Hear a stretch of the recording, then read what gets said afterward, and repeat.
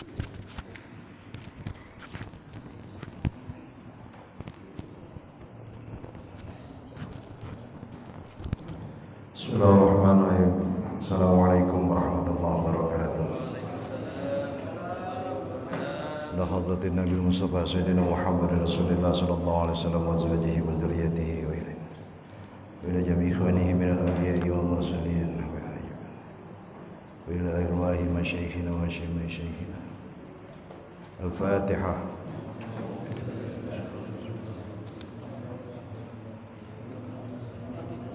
Iyyaka na'budu wa iyyaka nasta'in ihdinas siratal mustaqim siratal ladzina an'amta 'alaihim ghairil maghdubi 'alaihim waladdallin.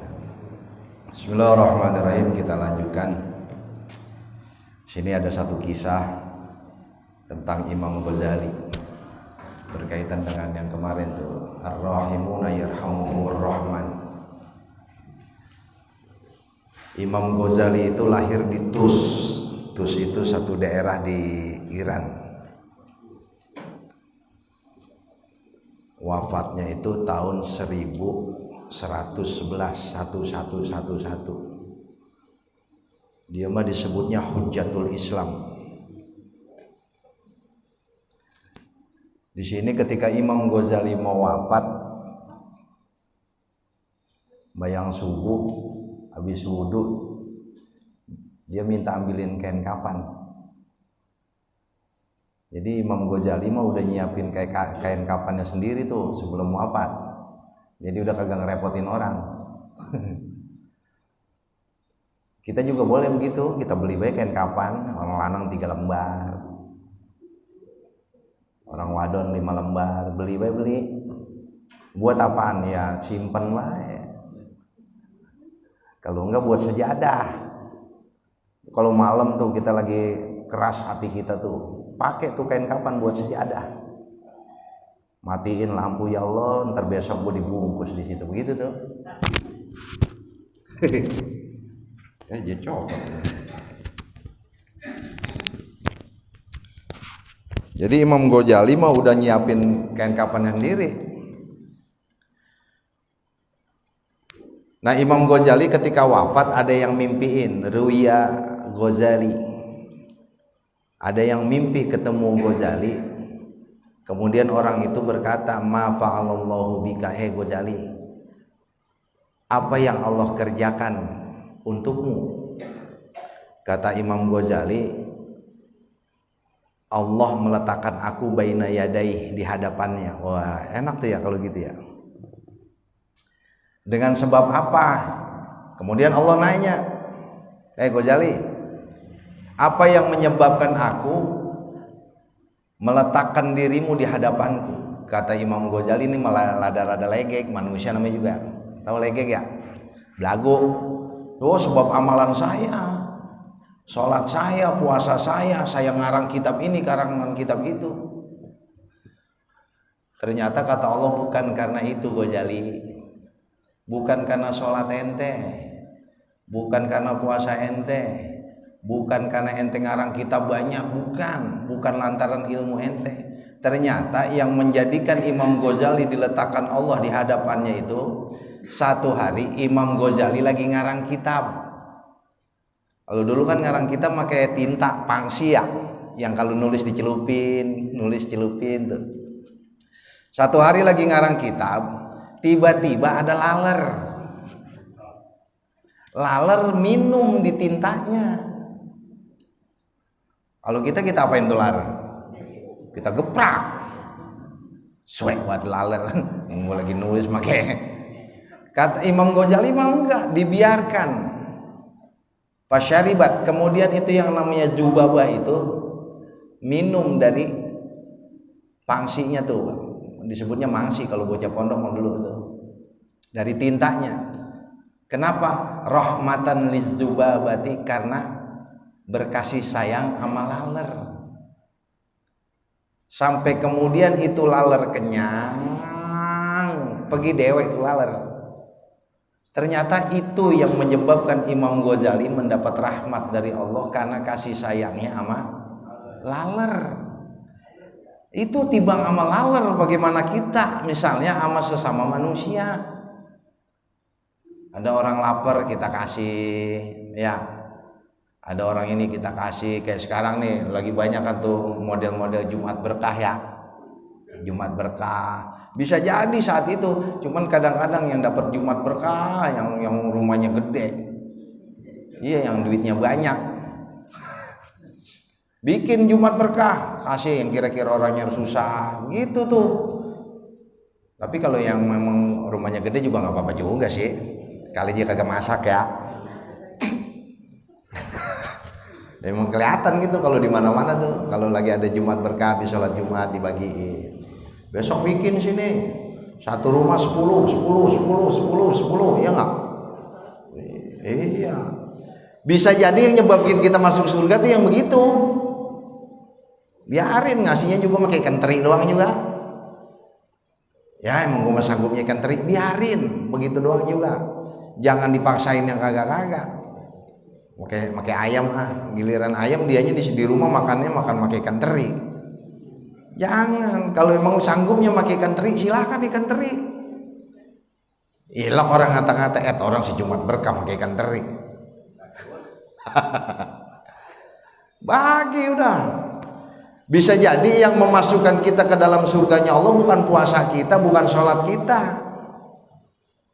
Sholat kita mah jauh, bener lah, jauh. Puasa kita ya udahan.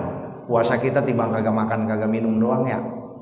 Mata mah masih jelalatan, mulut masih ngomongin orang, hati kita masih nginget-nginget lebaran besok pakai baju apa ini tuh.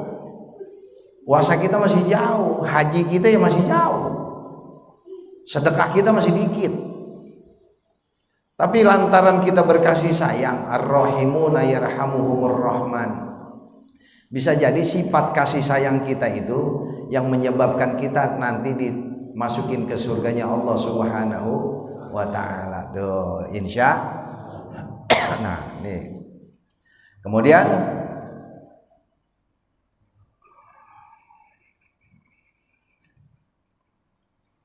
wa min asbabi husnil khatimah. Di antara sebab-sebab kita pengen dapat husnul khatimah nih. Di situ mah enggak ada ya. Iya. Di situ mah enggak ada ya. Ada enggak? Cuman keterangan doang biasanya tuh. Wa min asbabi husnil khatimah. Di antara sebab-sebab kita mendapatkan husnul khatimah. Al muwazabatu ala hajat du'a. Senantiasa rajin-rajin baca doa. Nih doanya nih. Wahwa, dan doa tersebut Allahumma akrim hajihil ummatal muhammadiyah bijamili awaidika fid daraini ikraman liman ja'ataha min ummatihi sallallahu alaihi wasallam. Ada nggak di situ? Ada ya? Nah, itu salah satu doanya tuh. Ikutin bareng. Bismillahirrahmanirrahim. Allahumma akrim hajihil ummatal muhammadiyah bijamili awaidika fid daraini ikraman liman ja'altaha min ummatihi sallallahu alaihi wasallam. Jadi salah satu yang menyebabkan kita mendapatkan husnul khotimah adalah dengan banyak-banyak baca doa ini. Kapan baca doanya? Terserah, sempatnya baik kapan. Nah kalau ntar di bawahnya lagi itu ada kapan baca doanya, baina sunnati subhi wa fardihi, antara sholat sunnah subuh dan fardu subuh. Ntar ada lagi di bawahnya nih. Itu satu doanya. Ntar kalau itu ditulis aja di fotokopi diapain, kayak kalau misalnya ada di buku ya apalin dah. Wa minha al muwazabatu ala hajat du'a, dan di antara penyebab husnul khotimah al muwazabatu ala hajat du'a, yaitu dengan senantiasa menjaga doa ini. Kapan baca doanya? Baina sunnati subhi, antara sholat sunnah subuh, qobliyah subuh, wa fardihi, dan fardu subuh. Jadi kalau habis sholat sunnah subuh tuh jangan buru-buru qomat. Biasanya di sini ada berapa menit? 10 menit ya, cukup dah itu buat baca itu tuh. Kalau perlu setengah jam sebelum subuh tuh kita udah ke masjid. Ya, ngapain ke di masjid mah? Mau tidur lagi boleh. Apa sholat, misalnya sholat malamnya, sholat tahajudnya di sono. Nanti di sininya kita baca istighfar tuh biar banyak ya. Wal mustaghfirina bil ashar, orang-orang yang istighfar di waktu sahur kan ada tuh ya. Nanti setelah azan, sholat sunnah subuh, baca doanya nih. Nih ada lagi doanya dia mah. Di sini mau banyak doa. Apa baca doanya? Nih kita lihat. Bismillahirrahmanirrahim. Allahumma arham ummata sayyidina Muhammad. Allahumma astur ummata sayyidina Muhammad. Allahumma jbur ummata sayyidina Muhammad. Allahumma aslih ummata sayyidina Muhammad. Allahumma afi ummata sayyidina Muhammad. Allahumma hafaz ummata sayyidina Muhammad. Allahumma arham ummata sayyidina Muhammad rahmatan amatan ya rabbal alamin. Allahumma ighfir li ummati sayyidina Muhammad maghfiratan amatan ya rabbal alamin. Allahumma farrij an ummati sayyidina Muhammad farajan ajilan ya rabbal alamin. Tuh doanya begitu tuh. Hafal semua ya.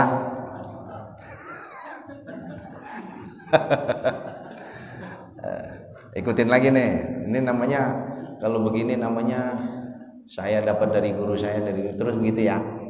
Ikutin lagi. Bismillahirrahmanirrahim. Allahumma arham. Dulu. Allahumma ighfir li ummati sayyidina Muhammad. Allahumma arham ummata sayyidina Muhammad. Allahumma astur ummata sayyidina Muhammad.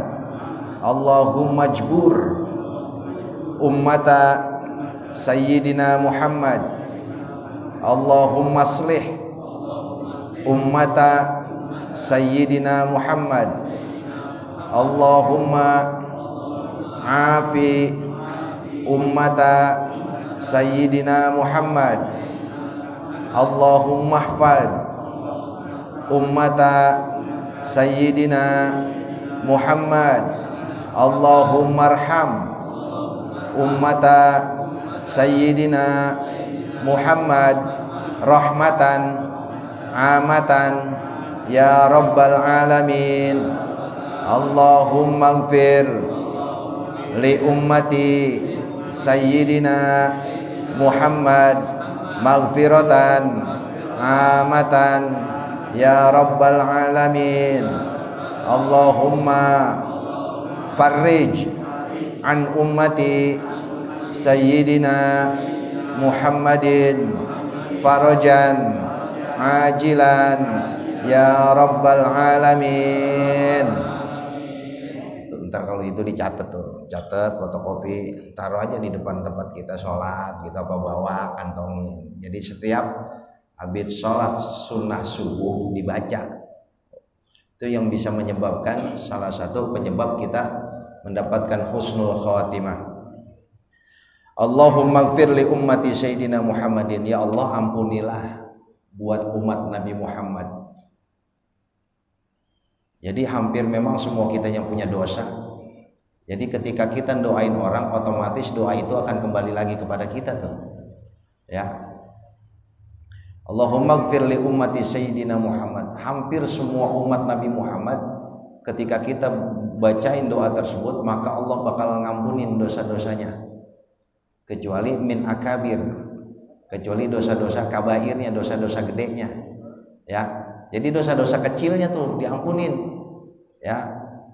Dosa mata, dosa telinga, dosa mulut, itu nanti insya Allah diampunin sama Allah. Kecuali dosa-dosa kabair. Dosa-dosa kabair itu dosa-dosa besar. Kalau dosa besar mah wajib kita hukumnya untuk taubat. Ya.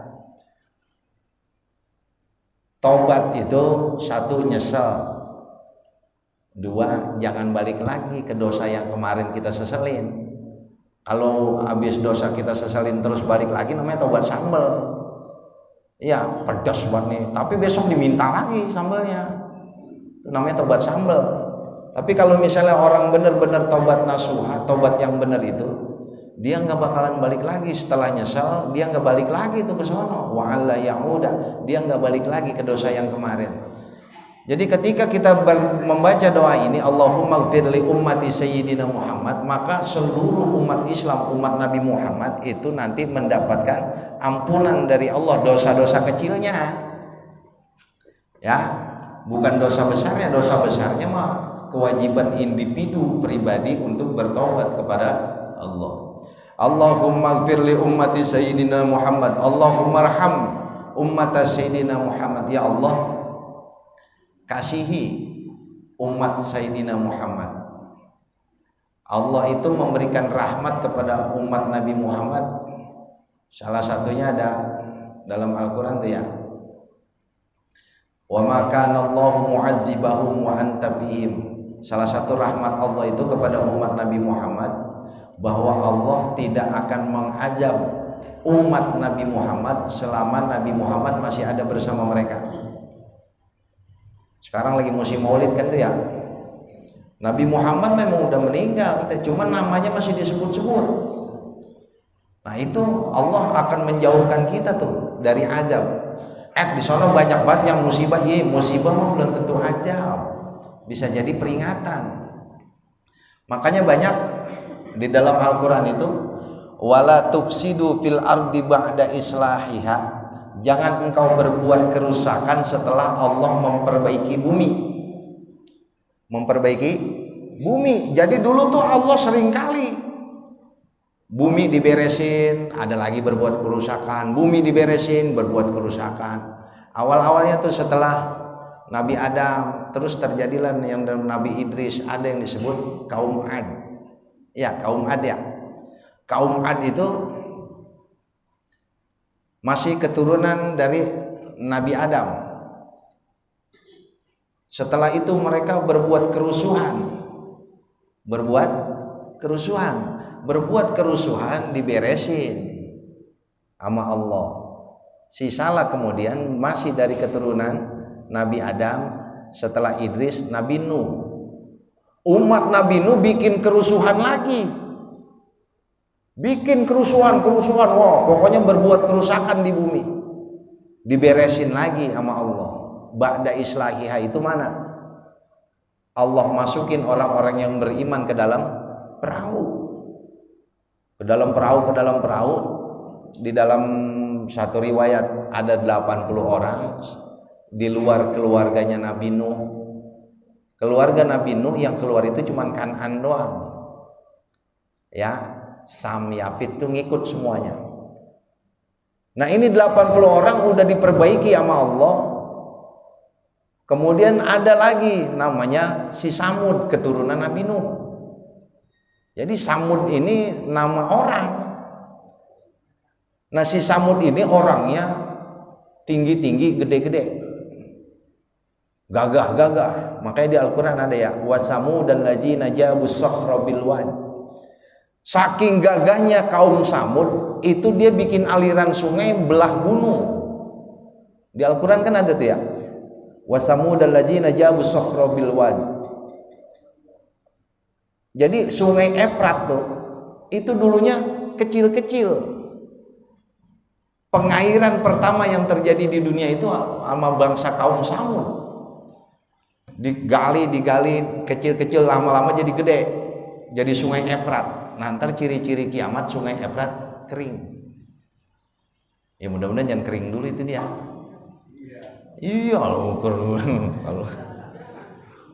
baru tuh kaum Samud dihajar lagi sama Allah ya. Diberesin lagi bumi, ada lagi Namrud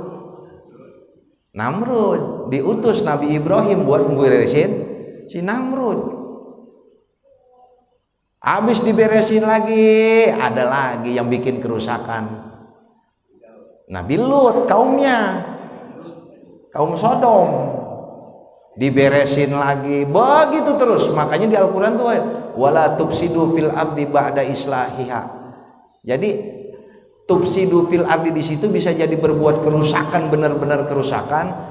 Al ibsad bimakna maksiat merajalela. Nah kaum Nabi Samud, Nabi Lut itu lanang demen lanang, wadon demen wadon, begitu tuh. Iya. Ya susah ketemunya kan. Angel.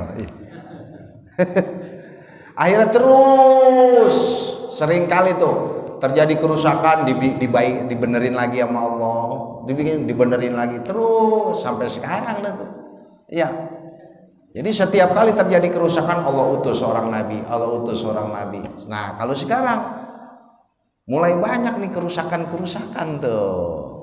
Ketika Rasulullah diutus nggak ada kerusakan. Semuanya ngikutin nabi semuanya. Rasulullah wafat mulai kan nabi palsu ini dan seterusnya. Baru kerusakan itu terus, kemaksiatan sampai sekarang, maksiat. Nah, bisa jadi kalau musibah itu bukan azab, bisa jadi peringatan. Bocah lagi ngomong mulu, diperingatin sama gurunya, ada yang ditimpuk pakai pulpen, ada yang ditimpuk pakai penghapus ya. Itu bukan itu. Ntar diajamnya kalau udah dikeluarin dari sekolahan. Sama kita juga begitu. Dikasih hujan, wah banjir dikit-dikit, dikasih longsor, kemarin tanah tebelah tuh di Garut ya. Itu bisa jadi peringatan buat kita semua. Nonton bola kemarin banyak yang mati tuh. Nonton bola mati, pada ngapain itu pada? Ya kagak bener wae itu, segala gas ditaruh di anuan. Gas ditaruh di stadion, ya orang pada ngap. Ada yang 2 jam di situ. Ya. Allahumma arham ummata Sayyidina Muhammad, ya Allah kasihi umat Sayyidina Muhammad. Selanjutnya Allahumma astur ummata Sayyidina Muhammad, ya Allah tutupi aib umat Nabi Muhammad. Makanya umat Nabi Muhammad mah nggak kayak umat-umat yang dulu. Nabi Adam itu ngiri sama umat Nabi Muhammad, Nabi Adam. Sampai dia pengen, ya Allah kalau saya boleh mau mendingan saya jadi umat Nabi Muhammad aja dah. Emang apa? Nabi Muhammad mah enak umatnya. Saya bersalah sama Allah, deketin pohon huldi, makan buah huldi, di surga dikeluarin. Ya, Nabi Adam tuh. Saya salahnya di surga, dikeluarin dari surga. Umat Nabi Muhammad berdosanya di luar surga, kalau dia taubat masuk ke surga. Gimana kagak ngiri umat itu Nabi Adam? Iya, dia mau berdosa di mana baik katanya, terus di akhir hidupnya dia taubat masuk ke surga. Umat Nabi Muhammad, ya umat Nabi Muhammad mah ya taubatnya di mana baik diterima. Orang tukangan tobat di petukangan diterima. Orang larangan tobat di larangan diterima. Orang Amerika tobat dia. Kalau saya mah kagak. Saya maksiatnya di surga, tobatnya diterimanya di mana? Di padang Arafah. Kalau kita seandainya tobat kita diterima di padang Arafah semua lah, berapa duit ke sono? Iya. Kudu berangkat dulu. Ternyata Allah mah enggak sama umat Nabi Muhammad. Umat Nabi Muhammad mah dia mau taubat di mana baik silahkan, insya Allah diterima. Umat Nabi Muhammad, kata Nabi Adam, ketika dia berdosa kagak dipisahin sama bininya. Saya sekali salah dipisahin sama bini saya. Sama Siti Hawa kan dipisahin itu 40 tahun. Iya, Nabi Adam mah diturunin di mana, Siti Hawa mah diturunin di mana. Enak banget umat Nabi Muhammad mah. Bininya berdosa, lakinya berdosa, orang makin dipisahin sama Tuhan. Tapi saya sekali doang salahnya dipisahin sama bini saya. Pantes juga Nabi Adam pengen jadi umat Nabi Muhammad. Yang keempat kata Nabi Adam, umat Nabi Muhammad kebanyakan berdosa itu pada telanjang, tapi tetap masih dikasih baju sama Allah. Ya, ya sunallah uryanan, mereka bermaksiat kepada Allah uryanan dengan telanjang, tapi Allah masih kasih pakaian. Saya ketika bermaksiat kepada Allah pakai baju, Tapi ketika diturunin dari surga telanjang. Makanya kalau itu makanya pakai tutup tahun tales. Iya, kalau kita pakai tutup tahun tales dikatain PA. Nah udah lama itu bocah. Angel. Iya. Makanya umat Nabi Muhammad mah tenang bae selama karena emang ada doanya, Allahumma astur ummat sayyidina. Ya Allah, tutupin aibnya. Ditutupin. Kalau seandainya kita dosa jadi bau, orang yang dekat sama kita. Orang yang dekat. Siapa yang mau dekat sama kita? Asal dosa jadi bau, asal dosa jadi bau. Ya, lemah. Kemudian Allahumma jubur ummat sayyidina Muhammad, Allahumma aslih ummat sayyidina Muhammad, Allahumma afi ummat sayyidina Muhammad. Ya Allah, selehin, perbaiki umat Nabi Muhammad. Ya Allah, maafin umat Sayyidina Muhammad. Itu saking itunya tuh kita berdoanya begitu tuh. Jadi kalau kita pengen husnul khotimah tadi yang satu kapan aja itu mau bacanya. Yang ini bacanya antara sholat sunnah subuh dan fardu subuh. Nggak hafal boleh, foto taruh di handphone, baca doanya begitu. Ilok lama-lama kagak hafal. Iya, orang cuma 3 baris ini. Allahumma hfad ummat sayyidina Muhammad, Allahumma arham ummat sayyidina Muhammad rahmatan amatan ya rabbal alamin. Allahumma ighfir li ummati sayyidina Muhammad maghfiratan amatan. Ya Allah, ampuni dosa umat Nabi Muhammad dengan ampunan amatan itu yang umum. Siapa aja umat Nabi Muhammad. Bisa jadi yang sembahyang kagak sembahyang kena, ya. Yang maksiat sama yang kagak maksiat kena. Cuman itu tadi yang dosa-dosa kecilnya doang. Tapi kalau dosa besar mah kita kudu tobat. Tuh. Ada syarat-syaratnya tobat mah. Wa minha mulazamatu hajat du'a. Nah, ini lagi nih. Dan di antara penyebab husnul khotimah mulazamatu hajat du'a, melazimkan doa ini. Nih, ada lagi doanya. Kita baca lagi. Bismillahirrahmanirrahim. Ya Rabba kulli syai'in bi qudratika ala kulli syai'in ighfirli kulla syai'in wala tas'alni an kulli syai'in wala tuhasibni fi kulli syai'in wa a'tini kulla syai'in. Doanya apa doanya ini? Ya Rabba kulli syai'in, wahai Tuhan segala sesuatu, bi qudratika dengan kekuasaanmu, ala kulli syai'in atas segala sesuatu, ighfirli kulla syai'in, ampuni saya segala dosa saya. Tuh. Kulla syai'in di situ segala dosa. Wala tas'alni an kulli syai'in, jangan tanya saya tentang segala sesuatu. Wala tuhasibni, jangan engkau perhitungkan aku fi kulli syai'in, dalam segala sesuatu. Wa a'tini kulla syai'in, dan berikan kepadaku kulla syai'in, segala sesuatu. Kan enak banget ini doa kalau diituin ya. Kita minta jangan dihisab. Kita minta jangan ditanyain apa bae, jangan ditanyain apa bae Tuhan. Gitu tuh bahasa kitanya mah. Tuhan, jangan perhitungan sama saya Tuhan. Tuhan, ini bahasa kitanya gitu ya. Jangan apa namanya ya? Jangan ditanyain apa bae apa. Jangan dihitung-hitung bae apa saya. Tapi di ujungnya wa'atini kulla syai'in, kasih saya yang saya pengenin apa baik. Itu kira-kira kan begitu ngomongnya. Dan itu merupakan salah satu penyebab kita husnul khotimah. Nah, ini di bab awal ini muqaddimahnya aja hampir selembar setengah tuh. Kitab mah ya. Muqaddimah kitabnya udah selembar setengah. Jadi mulai minggu depan baru tuh kita masuk ke pembahasan makalah. Makalah itu kalau bahasa kita mah kata mutiara. Ntar ada beberapa hadis, terus ada asar itu perkataan para sahabat.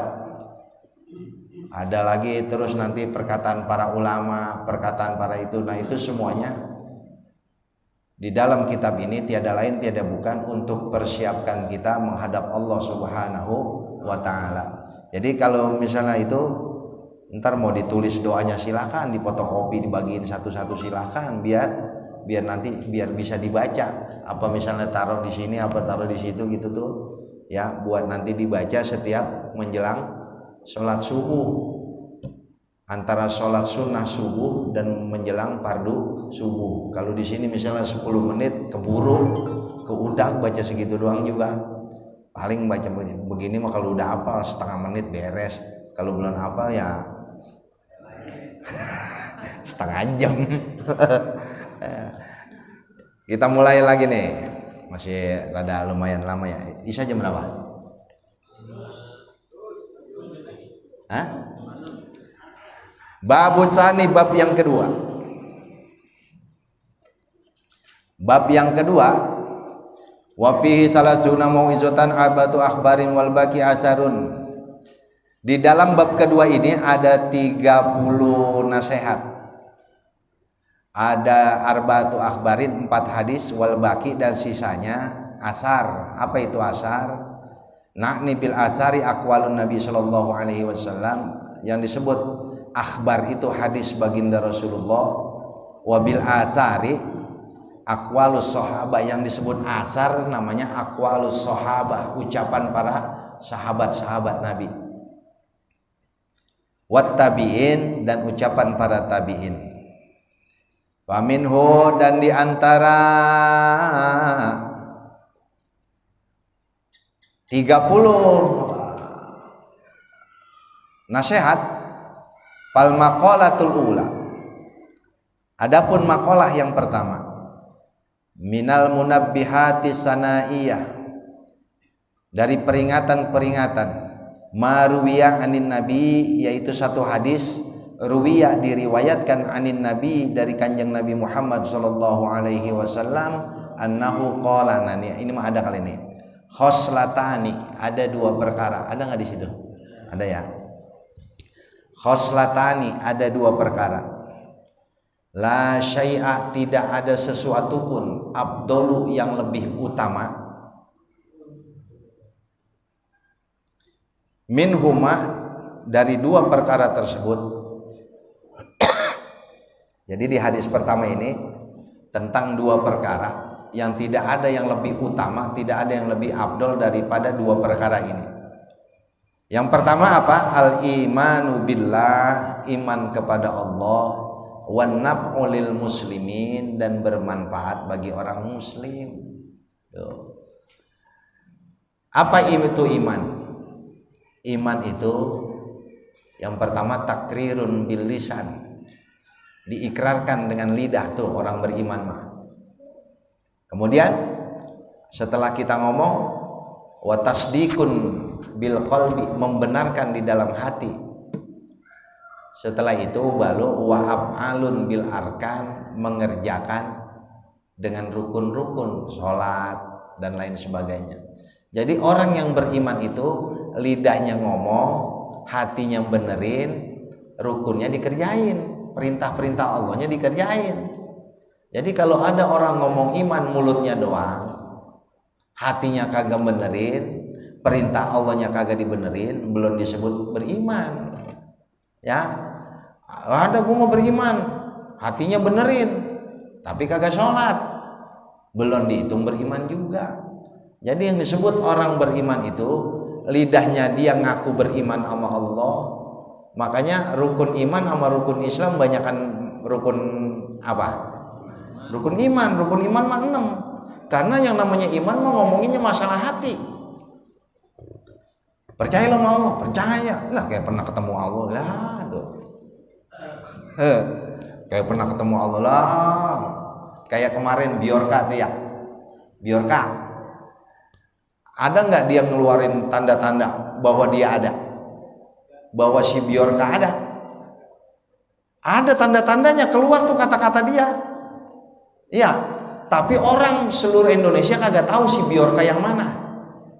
Allah juga begitu. Allah ngasih tanda-tanda ke kita walaupun kita agak tahu Allahnya bagaimana, di mana. Dan Allah memang kagak boleh ditanya. Ya, munazzahun an kamin. Allah mah kagak boleh ditanya. Allah bagaimana sih? An kaifin. Allah di mana? Allah bagaimana? Allah tempatnya di mana? Allah mah nggak boleh ditanya begitu. Biorka ada itu hanya statementnya. Allah juga punya statement. Alam dunia itu statement Allah. Ya, ada dari air terus 4 bulan, 7 bulan, 9 bulan lahir. Itu statement Allah sebenarnya mah, cuman kitanya orang tapi paham. Biorka punya statement tuh kemarin. Orang seluruh Indonesia nyari semuanya. Biorka yang mana sih bocahnya emang ini? Kagak ketemu. Iya, tapi kalau orang yang meyakini si Biorka ada karena ada kata-katanya, udah, oh Biorka ada, kenapa? Ada kata-katanya. Allah ada sebab ada statementnya, gitu. Tanda-tanda adanya Allah, wujudu hazihil makhluqat, adanya ciptaannya. Kagak mungkin ini ada meja kalau kagak ada tukang meja, kan begitu ya? Lah iya, kagak ada ini gelas kalau kagak ada tukang gelas. Emang lagi gelas lagi ujug-ujug ada? Nah, enggak. Emang alam lagi ujug-ujug ada, ini alam kalau nggak ada yang bikin. Itu statement dari Allah. Dan orang-orang yang beriman udah kagak perlu ditanya, nggak kudu ribet nanya. Emang Allah bagaimana sih? Jangan pakai ditanyain gitu. Udah kita lihat penciptanya, ciptaannya aja juga tahu bahwa ada yang mencipta. Ngelihat gelas kita yakin bahwa ada tukang gelas. Iya, ngelihat pulpen kita kudu yakin ada pabrik pulpen. Udah jangan ribet-ribet. Maka segala nanya Allah bagaimana gimana, karena ada orang begitu. Ribet buat lo. Iya, udah lihat aja yang ada ciptaannya, alam dunia itu statement dari Allah semuanya. Tinggal kita ngeyakinin apa kagak gitu. Jadi al-imanu yang pertama tasdik takrinun bil lisan, ngucapin ikrar dengan lisan. Yang kedua wa tasdikun bil qalbi, membenarkan dengan hati. Yang ketiga wa af'alun bil arkan, mengerjakan fiil pekerjaan-pekerjaan yang diperintah Allah oleh Allah dalam rukun Islam. Tuh. Kemudian yang kedua di dalam makalah ini wa naf'ulil muslimin, bermanfaat buat orang muslim. Bermanfaatnya dengan apa? Satu, bil maqal, dengan ucapan. Kalau emang ucapan kita ada manfaatnya, ngomong. Ya, kalau ucapan kita ada manfaatnya, cuman jangan kebanyakan ngomong juga. Iya, air ada manfaatnya enggak? Tapi kalau kebanyakan banjir, orang jadi manfaat. Iya. Mentang-mentang bermanfaat buat orang muslim dengan makol, dengan ucapan, ngomong mulu, kan ada orang begitu. Ngomong mulu lu, jadi kayak air kebanjiran aja. Tuh. Pertama bil makol, dengan ucapan, au bil jah, atau dengan jabatan. Kita bisa bermanfaat buat orang dengan jabatan kita. RT bermanfaat buat warganya, RW bermanfaat begini. Terus yang punya jabatan, jadikan jabatan itu bermanfaat buat manusia dan pada umumnya. Au bil mali, atau dengan harta, au bil badani, atau dengan badan. Ya, lagi ada pembangunan, gua kagak bisa datang, hartanya datang, itu namanya manfaat. Duit kagak punya, badannya datang. Ini mah udah hartanya kagak, badannya kagak ada, ngomongin orang lu, ada yang gitu kan? Banyak. Kan ngapain sih tuh bikin gitu? Lu nyumbang kagak, datang kagak. Ya, meden. Boyo. Kan ada yang begitu ya. Emang ada pengerjaan sesuatu, taruhlah masjid, musola. Udah ya orangnya kagak datang, duitnya kagak datang, ngatain mulu adanya. Ada yang begitu ya? Ada. Orang mana kali itu? Aduh, angel. Ya, jadi kita jangan. Emang kalau kita kagak datang ya paling kagak duitnya nyampe. Ini buat beli aqua apa beli apa kan gitu ya. Duitnya kagak datang, orangnya nyampe. Duitnya kagak datang, orangnya kagak nyampe, doanya mah kudu nyampe. Jangan orang kagak nyampe, doain kagak, badannya kagak nyampe, ngatain mulu ngatain. Ih, lemes itu sama orang. Ya, tuh. Jadi dua perkara yang lebih afdol dari apapun di dunia ini. Yang pertama, keimanan kita sama Allah. Yang kedua, bermanfaat buat sesama manusia. Insya Allah mudah-mudahan itu kita punya tuh iman kita sama Allah mungkin lama mungkin tebal. Ya, kemudian kita bisa bermanfaat buat seluruh umat Islam. Insya Allah. Wallahu a'lam bishawab. Allahumma anfa'na bima 'allamtana wa 'allimna ma yanfa'una rabbi faqihna wa faqihna qurbatina lana fi dinina. Qalu subhanaka la ilma lana illa ma 'allamtana innaka antal alimul hakim. Ya alim ya hakim akhrina minadh dhulumati ilan nur. Rabbana atina fid dunya hasanah wa fil akhirati hasanah wa qina adzabannar. Sallallahu alaihi wa sallam Muhammadin walhamdulillahi rabbil